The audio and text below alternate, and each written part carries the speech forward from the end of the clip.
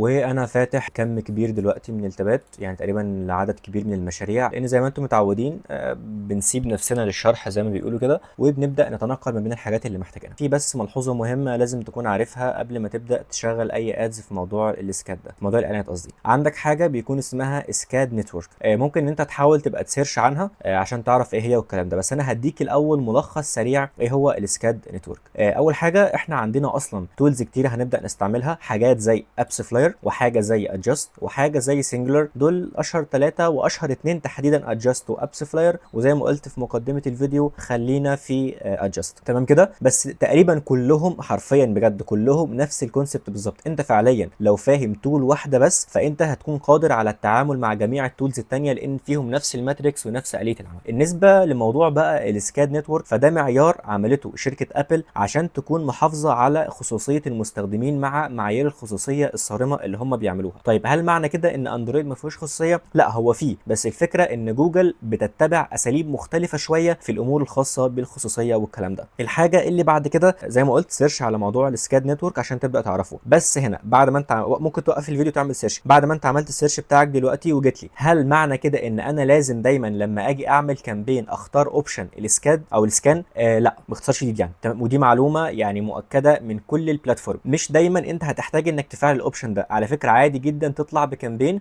من غير ما تفعل الاوبشن ده. تمام كده؟ الموضوع هيفرق والكلام ده كله فيه امور مختلفه، بس بقولها لك من تجربه، ويا ريت برده لو حد كان مره تجربه مشابهه يقول لنا، ما هو نستفيد كلنا برده. ولكن انا هقول من تجربتي ومن ارض الواقع، بعيدا بقى عن الكلام النظري اللي منتشر في كل حته. انت ممكن تطلع بكامبينز عادي جدا وتشتغل از اب ستور اوبتمايزيشن وتبدا تظبط الموضوع ده من غير ما انت تشغل الموضوع الاسكان ده. خلينا بقى نبدا على طول. التولز زي ابس فلاير، تمام، اللي احنا فاتحينها دلوقتي، وعندنا برده حاجه ثانيه بيكون اسمها سنجلر اللي هي التول دي، وعندنا التول الثانيه اللي هي اسمها ادجاست اللي هي دي. الثلاثه دول نقدر نسميهم وسطاء. انا مش هدخلك في التعريف التكنيكال، التعريفات تقدر توصل لها انت بكل سهوله لما تعمل بحث. التولز دول نقدر نخليهم وسطاء، بيساعدوا ان انت تبدا زي ما بيقولوا كده تعمل تحكمات اضافيه في الكامبينز بتاعتك من مكان خارجي. تعرف ان انت تظبط التراكنج بتاعك، تعرف ان انت تظبط الكونفرجنز بتاعتك. تمام، الموضوع وكاننا بنشبهه كده بموضوع البيكسل كود. تخيل ان هو بيكسل كود بس باسلوب مختلف. فدلوقتي انا كشركه عندي ابلكيشن، عاوز ابدا اعمل الابلكيشن ده اعلانات، وعاوز اتتبع عمليات زي البورتشيز، عاوز اتتبع حاجات مختلفه زي كام واحد عمل اد تو كارت، عاوز اطلع بكامبين هدفها الناس اللي هيقوموا بعمليه شراء، هدفها الناس اللي يعملوا اد تو كارت، هدفها الناس اللي هيسجلوا في الخدمه بتاعتي. انا بدي امثله. فالموضوع دلوقتي باختصار عباره عن ان دول عباره عن وسطه. تمام، طيب هل معنى كده ان انا ما ينفعش اشتغل من غير الوسط دول؟ لا، ينفع، ولكن بصراحه هتوجع دماغك. دول بيلموا لك كل حاجه في مكان واحد، وبيدوا لك كم كبير من التحكمات اللي بتساعدك ان انت تطور شغلك لاعلى او لاقصى مرحله ممكنه. مثلا مثال بسيط، لو انت بتعمل موضوع التراكنج على التطبيق بتاعك، هتلاقي على فكره ميتا منزلين حاجه اسمها اس دي كي. الاس دي كي ده ممكن تساعدك ان انت تتراك كل حاجه بالكامل وتعمل ابلكيشن على ميتا والكلام ده كله. تمام، ولكن انت ممكن تتجنب تعمل الكلام ده بانك ببساطه تستعمل التولز اللي احنا بنسميهم الوسطاء، زي ما قلت ابس فلاير، زي ادجاست، زي سنجلر، زي غيره. كلهم شغالين بنفس الكونسبت، ولكن انا هشرح واحده بس فيهم بالاخص، يعني انهم كلهم زي ما قلت ايه في نفس الفكره. دلوقتي انا هاخد بلاتفورم وانت ازاي تبدا تعمل موضوع التراكنج ده. بس قبل ما ابدا زي ما بقول دايما، ما ينفعش ان انت تشتغل من غير تراكنج، لان اي شغل انت بتعمله من غير تراكنج ده بيكون شغل عمياني. هل معنى كده ان انا ما ينفعش اطلع بكامبين الهدف بتاعها هيكون كليكس؟ لا، عادي جدا، ولكن الادق ان انا بعمل الهدف بتاعها هدف محدد. يعني مثلا لو انا جيت على الايفنت مانجر هنا لاحد المشاريع، ده على فكره تطبيق برضه، لو انا دخلت على شو اول ايفنت هنا بيبدا يظهر لي هنا مجموعه من الايفنت اللي موجوده. ايفنت اسمه فيرست موبايل اكتيفيت اب، فيرست اوبن، حاجه اسمها موبايل اب انستول، حاجه اسمها اف بي موبايل بورشيز اللي هو عدد الناس اللي عملوا عمليات شراء. فده دلوقتي بيكون عمليات الشراء في الابلكيشن ده. الحاجات دي او الايفنتس دي بتتعمل من خلال تولز اللي احنا لسه قايلين عليهم وسطاء، وبنبدا نعمل استيراد او بنبدا نعمل ربط ليهم. طبعا الربط هنعمله النهارده ان شاء الله مع بعض مع البلاتفورم اللي احنا بنشتغل فيها، وطبعا البلاتفورم بالكامل بيكونوا بنفس الفكره. مع العلم وركز جدا هنا، الشغل ده نقدر نسميه ان هو مش شغلك، ده شغل الديفلوبرز اللي بيكونوا موجودين معاك، عشان برضه تبقى عارف ما تحسش ان الدنيا كبيره وواسعه. بس الفكره ان انت لما بتكون فاهم فانت فعليا بتسهل عليهم التواصل، بتسهل على نفسك ان انت لو هم عملوا مثلا غلطه مش قاصدينها او عملوا حاجه غلط، انت بتعرف تقول لهم ان احنا عندنا شيء غلط، فبالتالي يلا نصلح الشيء ده. فانت لازم تبقى فاهم خلفيه عن ازاي هتتم الربط وازاي هتتاكد ان الربط ده معمول. تمام، دلوقتي انا عندي هنا على ميتا، احنا على فكره زي ما قلت هنربط كلهم وهنبدا بجوجل، لان جوجل اسهل واحده في عمليه الربط بسبب كام خاصيه اللي هم عاملينهم. دلوقتي انا عندي جوجل ادز، انا طبعا مش هعرض على البروجكت ده، بس هعرضه عشان ابين لكم المشكله دي وازاي ممكن تتحل. احنا حليناها بس ما اعرفش صراحه تظهر معايا لما اعمل الكونفرجن دلوقتي ولا لا، بس ايه همشي معاكم في الخطوات وهنشوف، وهعرض على 2 بروجكت عشان اوريكم الاختلاف في الموضوع. دلوقتي انا هنا هروح على الجولز، تمام، اللي هو انا بعمل تراكنج ايا كان بقى نوع التراكنج ده اللي انا عامله. على فكره الموضوع ده انا ببدا فيه بافتراض ان التيم عندي كديفلوبرز ظبطوا لي كل حاجه تخص ابس فلاير او ادجست او سنجولار او اي تول من التولز دول. فاحنا هنبدا دلوقتي بعد ما هم خلصوا الخطوات دي هنبدا نعمل هنا. بس الميزه في جوجل ادز ان جوجل ادز بتسهل عليك العمل الخطوات دي، بس لازم يتوفر عندك 3 شروط. رقم 1 انك تكون ادمن في الحسابات الاساسيه زي جوجل ادز وزي فاير بيز وزي جوجل اناليتكس. لما انت بتكون ادمن بتعرف ان انت تعمل امبورت للايفنتس اللي الديفلوبر اصلا كانوا عاملينها. طب انا ليه بقول لك الديفلوبر هنا؟ لان انت والديفلوبر هنا بتكملوا بعض، مش هينفع ان انت تكمل على شغلهم كده عمياني. ليه؟ لان هم لو مش عاملين لك الايفنت لما انت تيجي تعمل امبورت مش هتلاقي ايفنتس اصلا تعمل لها امبورت. فدلوقتي انا همشي معاكم بالخطوات عشان يظهر الموضوع. انا هعمل كرييت كونفرجن اكشن، بعد كده اختار الكونفرجن بتاعي اون ويب سايت. هنخلي هنا الكونفرجن اون ان اب، يعني الابلكيشن، يعني اعمل سيت اب. انا هنا هبدا اختار انا عاوز اعمل امبورت او عاوز اعمل السيت اب ده باي طريقه. عاوز اعمله من جوجل بلاي. طريقه الجوجل بلاي دي مضمونه وفي غايه السهوله، ولكن يعيبها شيء واحد، يعيبها ان انا مش بعرف استعملها مع ابل. فبالتالي انا هختار طريقه من الاثنين، طريقه الثيرد بارتي، وان انا هنا ببدا اشوف مين التول الثيرد بارتي اللي انا رابطها. انا في حالتي مثلا هنا في البروجكت ده مربوط عندي ابس فلاير، ممكن يبقى انت مربوط عندك ادجست، ممكن يبقى سنجولار، ممكن يبقى اي تولز من التول. على فكره وانت بتعمل الايفنت على ميتا او بتبدا تعمل ثيرد بارتي يعني بتلاقي على فكره كم كبير، على ما اتذكر كميه كبيره 5 إلى 10 تقريبا، بس ايه زي ما قلنا دايما خليك في الاشهر. دلوقتي انا هنا دخلت ببدا انا امشي وابدا اعمل امبورت للايفنت اللي معموله من داخل ابس فلاير اللي عندي. طريقه الجوجل بلاي ببدا برضو اسيرش على الابلكيشن، على كل الابلكيشنز اللي انا مضاف فيها في جوجل بلاي، وبعد كده ببدا اختار منها زي ما ظهر معايا دلوقتي اكتر من ابلكيشن ببدا اختار منهم. بعد كده ببدا اختار موضوع جوجل اناليتكس. دلوقتي انا هلغي اللي فاتوا وهختار بس جوجل اناليتكس. لو واخد بالك مجرد ما انا عملت جوجل اناليتكس هو تلقائيا قرأ عندي ان انا عندي حساب جوجل اناليتكس معمول له لينك ما بين اكونت جوجل ادز اللي انا بستعمله دلوقتي، لان طبعا لازم تعمل لينك ما بين جوجل ادز وما بين التاني، ولو مش عامل لينك هو تلقائيا هيظهر لك زرار لينك تعرف تعمل لينك بخطوات بسيطه. بس انا عندي السيت اب دلوقتي ظهر لي ان انا عندي 2 ابلكيشن او 2 داتا ستريمز زي ما بيقولوا، واحد اندرويد وواحد تاني اي او اس. هعمل كده. بعد ما تعمل دان امشي سيف اند كونتينيو. تمام. انا دلوقتي الايفنت اللي انا عاوز اعمله برشيز ساين اب داونلود، ولا عاوز اختار من الكونفرجنز اكشن اللي موجوده في اناليتكس عندي؟ خليني دلوقتي اختار برشيز. بعد ما اخترت برشيز بيظهر لي هنا الاثنين بروجكت على الاي او اس وعلى ايه. هبدا اعمل سيت اب. لو واخد بالك بمجرد ما انا مشيت في خطوات السيت اب تلقائيا هو عرف ان انا عندي مجموعه من الكونفرجنز او مجموعه من الايفنتس اللي معموله عندي في الحساب. فانا ببدا اختار من الايفنت دي. مثلا عندي هنا ايفنت اسمه اد تو كارت، عندي ايفنت اسمه اد تو ويش ليست، عندي ايفنت اسمه سيشن، عندي ايفنت اسمه ان اب برشيز. انا دلوقتي من شويه ايه قلت عاوز البرشيز، تمام، فاروح مختار علامه صح. بعد كده بعمل سيلكت ايفنت، وبعد كده بمشي في الخطوات سيف اند كونتينيو. بفضل امشي السيت اب بسيط فوق مما تتخيل، لان بس انا السيت اب عندي في الكواليس سليم. تمام. طبعا انا همسحه تاني دلوقتي لان احنا ايه كده كده الايفنت ده يعني ايه معمول، انا بس همسحه دلوقتي لان هو ايه بنتكلم فيه عشان الشرح. طيب بعد ما خلصنا جوجل، وطبعا الكل دلوقتي اكيد طبعا شايف ان الامور سهله في جوجل. طيب ازاي تتاكد بقى ان الامور دي ربطت معاك كويس؟ روح على كامبين جديده، اعمل اي كامبين، وبعد كده اعمل وزاوت جايد لاين. تمام. وبعد كده اختار هنا فين الاب، اختار الاب من هنا.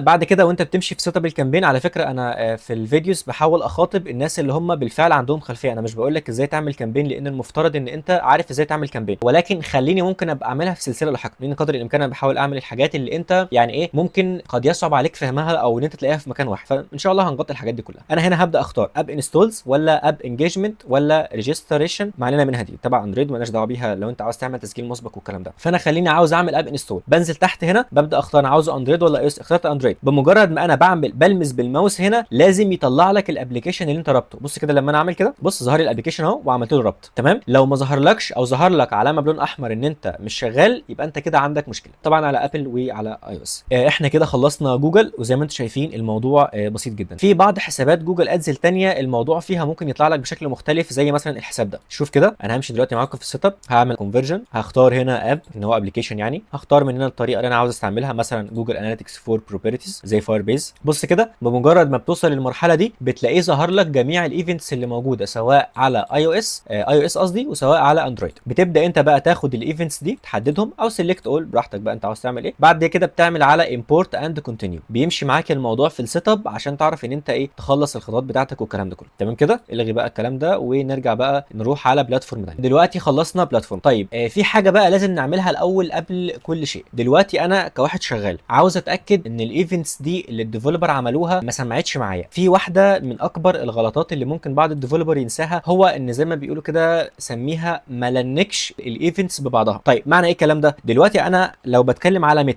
ميتا عاملين اسماء معينه للايفنتس بتاعتهم، وانا كديفلوبر مثلا او كديفلوبر شغال معاك ممكن الايفنت بتاع البورشيز ده يسميه ان اب بورشيز، او ممكن يسميه بورشيز 1 2 3، او ممكن يسميه مثلا دن مثلا، يعني هو ايا كان الاسم. ولكن بالنسبه لميتا او بالنسبه للبلاتفورمز الثانيه فهم عندهم اسماء معينه لايفنت معينه لازم تفهمهم ان الايفنت اللي انا عامله اللي اسمه دن يساوي بورشيز عندهم. بتعمل الموضوع ده ازاي؟ بتنزل على هنا الجزء الخاص بالكولابريت ده، وبعد كده بارتنر ماركت بليس اللي هو الوسطاء يعني. هتفتح الوسطات دي هتلاقي عندك موجود البلاتفورمز الاساسيه زي جوجل زي ميتا زي اكس زي سناب شات. طبعا على فكره التطبيق الواحد هو نفسه. طب هتقول لي وانا منين يا عم اعرف ايفنت ده يساوي ده؟ ببساطه شديده اكتب في جوجل البحث بتاعك هتلاقي طلع لك الجايد لاينز، او ادخل على موقع البلاتفورم اللي انت شغال بيها ابسفلاي في المثال بتاعنا وتدور على الايفنت بتاعتها وهتلاقيها. الموضوع على فكره موجود، وموجود كمان في الدوكيومنتيشن بتاعت كل شركه، لان دي حاجه افتراضيه. بعد كده بختار البلاتفورم، انا مثلا هختار ميتا بما اننا عملنا جوجل من شويه. على فكره انت ممكن تعمل جوجل مش بالطريقه اللي انا قلتها لك، انت ممكن تعملها من خلال الثيرد بارتي زي ما احنا بنعمل، ولكن الطريقه دي بصراحه انا شايفها لفه. ليه تعملها بما ان انت عندك طريقه اسهل ما يكون؟ هتلاقي هنا ظهر لك شويه اوبشن زي دول. عندك حاجه اسمها الاب اي دي. طيب الاب اي دي ده هتجيبه ازاي؟ هتروح على ميتا تمام، وهتروح على داتا سورس. انت عندك اكتر من داتا سورس موجوده من هنا تمام، اللي هو مصادر البيانات، سواء عندك بيكسل عندك ابلكيشن عندك اي داتا سورس بقى ايا كان نوعها. بصوا كده بمجرد ما انا ظهر لي الداتا سورس هنا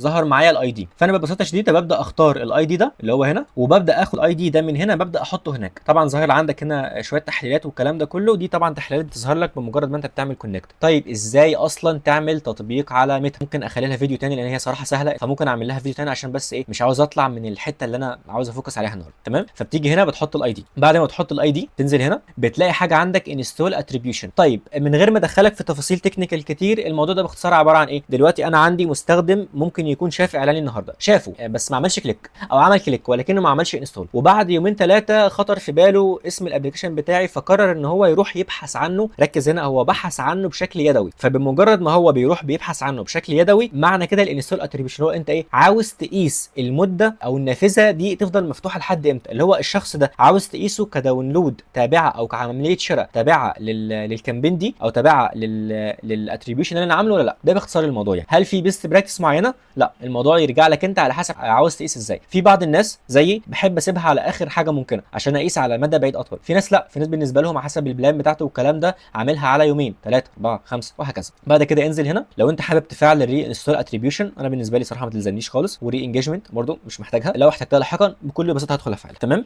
بعد كده هتدخل على حاجه اسمها ان اب ايفنت. ايه هي الان اب ايفنت؟ هو الموضوع اللي انا كنت بكلمك فيه من شويه. دلوقتي انا عندي الديفلوبر بتوعي مثلا قلت لهم ان هم يعملوا لي ايفنت اسمه بورشيز، بعمل هنا اد، عملوا لي ايفنت اسمه بورشيز. الاسماء دي اللي هي معموله موجوده في ابس فلاير انا ببدا اطابقها مع البارتنر بتاعي. انا هنا اخترت الايفنت بتاع البورشيز تمام كده. الايفنت بتاع البورشيز ده بيساوي حاجه ثانيه في البارتنر اللي هي اف بي موبايل بورشيز، لازم تختار دي بما يساويها في البارتنر بتاعك تمام كده. وبعد ما بتخلص هنا بتروح عامل سيف وخلاص كده. شايف الموضوع يعني مش صعب ازاي؟ لو انا رجعت واخترت بلاتفورم تانية زي مثلا يعني افترض ان انا اخترت اكس، نفس الفكره بالظبط. تعال على اكس، ده اكس اكونت للحساب مربوط بيه، عندك هنا الاتريبيوشن والكلام ده كله. انزل تحت هنا عندك هنا الايفنت، اختار الايفنت واختار ما يقابله في المكان التاني تمام كده. عندك الايفنت بتاع البرشيز اختار ما يقابله، الايفنت بتاع كذا اختار ما يقابله وهكذا. ده بالنسبه للموضوع ده. طيب حد مثلا بيستعمل ادجست ببساطه شديده، بص كده لما نروح لادجست عشان بس تدرك ان الموضوع ان كلهم تقريبا نفس الفكره. انزل على الجزء بتاع البارتنر تمام، اختار اي بارتنر انت محتاجه، مثلا ده احنا مش هنغير في اي حاجه لان كده كده هم معمولين، بس انا ايه عاوز بس اوريك اوصلك الحته اللي انا عاوز اوصلها. انزل تحت خالص هنا هتلاقي موضوع الماب ايفنت. موضوع الماب ايفنت ده انا عندي ايفنت، بختار الايفنت اللي موجود عندي في ادجست ايفنت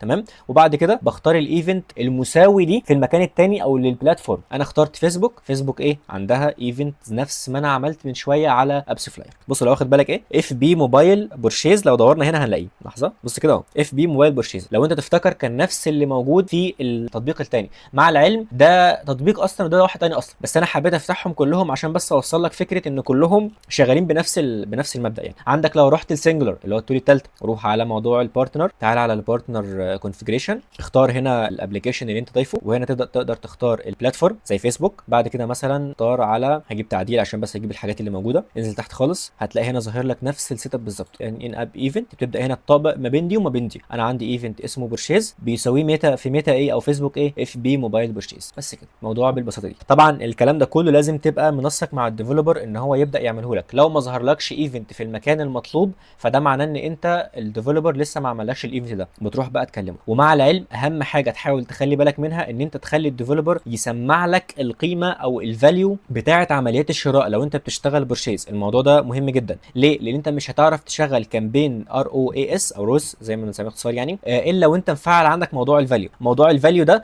عامل زي كده في جوجل ادز لما انا بسحب قيمه عمليه الشراء من الداتا لاير عشان ابعتها لجوجل ادز، وعشان اعرف اشغل كامبين مثلا 1000% روز او 2000% او 3000%، او اعرف اقيس العائد على الانفاق الاعلاني بتاعي. لو انت مش مفعل الاوبشن ده مش هتعرف تقيس او مش هتعرف توبتمايز العائد على الانفاق الاعلاني. ولكن هل معنى كده ان انا ما ينفعش اشتغل من غيره؟ لا، ينفع عادي جدا تشتغل، بس انا بقول لك البيست براكتس في القصه دي. لو رحت برضو على ميتا هنا ودخلت على بارتنر انتجريشن، هتلاقي بقى موضوع البارتنر ده، عندك هنا بارتنرز كتير، عندك شوبيفاي، عندك ما اعرفش ايه، انت بقى الحاجه اللي انت بتربط بيها وما اعرفش ايه ده كله. نفس، فاكر انت موضوع البيكسلز والكلام ده كله، نفس الفكره. عندك هنا التطبيقات ادجاست، ابس فلاير، حاجه اسمها برانش، حاجه اسمها تنجن، حاجه اسمها سنجلر، حاجه اسمها كوتشافا تقريبا. تمام، عندك دول البارتنر الرسميين المعتمدين. من تجربتي ومين اللي شفتهم في السوق، ابس فلاير وادجاست كانوا اكثر شهره، او اكتر اتنين بصراحه اتعاملت معاهم في المشاريع. انما سنجلر تقريبا ما اتعاملتش معاه غير مره واحده بس. عشان كده ايه، برضو لو انت اصلا فهمت واحده بس منهم فانت شكرا كده، مش مطلوب منك حاجه ثانيه. ده كده الموضوع باختصار شديد. طيب هل معنى كده ان احنا انتهينا؟ اكيد لا، لسه عندنا بقى الجزء الخاص بالفاير بيز. ده طبعا انا ده الابلكيشن بتاعي، أنا الحمد لله الوحيد اللي انا مش بعرف اخفي فيه بيانات وبيسهل عليا المونتاج يعني. دلوقتي انا هنا عندي هنا مجموعه من الايفنت، الاب ريموف والفيرست اوبن اللي ما اعرفش ايه. لو واخد بالك اي ايفنت هيتعمل في ابس فلاير والكلام ده او ادجاست هتلاقيه ظاهر لك هنا. بما ان كده احنا تقريبا الفيديو بقى له تقريبا ربع ساعه او 20 دقيقه، خلينا نتكلم شويه على الواجهه بتاعه ابس فلاير وادجاست وسنجلر، حتى ايه اساعدك انك تقرا البيانات اللي زي دي. وممكن برضو بالمره نعمل كامبين للتطبيقات يعني. دلوقتي هنا انا هنا في الهوم، عندي في الهوم هنا الجزء الخاص بالداشبورد، عندي هنا الماركتنج اوفر فيو، دي زي من اسمها كده اوفر فيو لكل حاجه موجوده عندك الكوست، التكاليف، عندك الريفينيو لو انا مفعل موضوع الروز او مفعل موضوع الفاليو، عندك موضوع الاكتيف يوزر. طيب الداتا دي هل انا لازم كل ما احتاج اشوفها اجي اشوفها من هنا؟ في نصيحه دايما انا قلتها في الاكتر من ميتنج قبل كده، قدر الامكان ما تشتغلش من التحليلات بتاعه ادجاست او ابس فلاير او سنجلر او اي بارتنر. التحليلات بتاعتك تروح تاخدها من داخل فاير بيز فقط لا غير، او من داخل المتجر بتاع التطبيقات سواء ابل كونكت او سواء كان جوجل بلاي. دي ملحوظه في غايه الاهميه، تحاول تخلي بالك منها. ليه بقول لك الكلام ده؟ البارتنر دول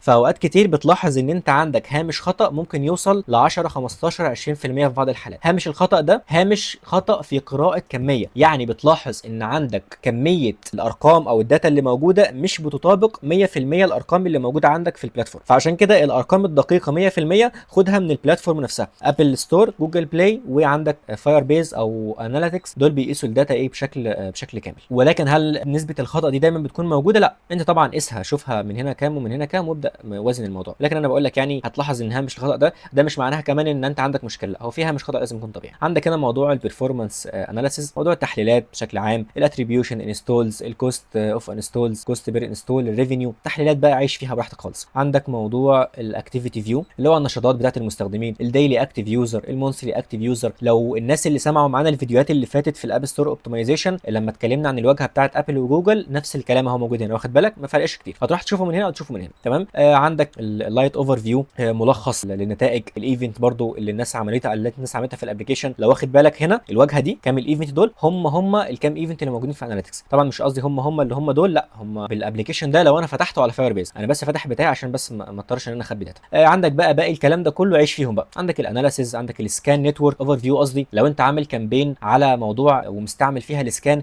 هنا هتقدر تقرا البيانات دي بشكل كامل. عندك موضوع هنا الاكتيفيتي، الشورت والريتنشن اللي هو العوده بتاعه المستخدمين. عندك الموضوع الكاستم داشبورد مخصصه لو انت عاوز تخصصها. تمام. عندك هنا موضوع الايفنت اللي موجوده عندك بالكامل من اولها لاخرها، نفس الاوفر فيو اللي كنا عارضينها من شويه. لو سيبنا الكلام ده ورحنا يا عم لسنجلر، تمام، هتلاحظ برضو عندك الاوبشن بتاع السكاد نتورك، شايف نفس الكلام بالظبط، اختلاف ترتيب، اختلاف كماليات او جوده وما اعرفش ايه. عندك الريبورتس موجوده هنا، تعرف تشوف بقى الريبورت والكلام ده كله. تمام. عندك موضوع الاتريبيوشن من شويه لما انا كنت قلت لك على موضوع الاتريبيوشن تخلي بالك منه. عندك موضوع الاناليسيز، الريبورت كم حد عمل انستول، كم حد لغى. تعال نروح لادجست، نفس الفكره بالظبط، روح على الاوفر فيو، على الخانه بتاعه الريبورت داشبورد اوفر فيو، هتلاحظ هنا نفس الفكره برضو، انستولز انا صرفت كام، الاد ريفينيو كام، وهكذا وهكذا.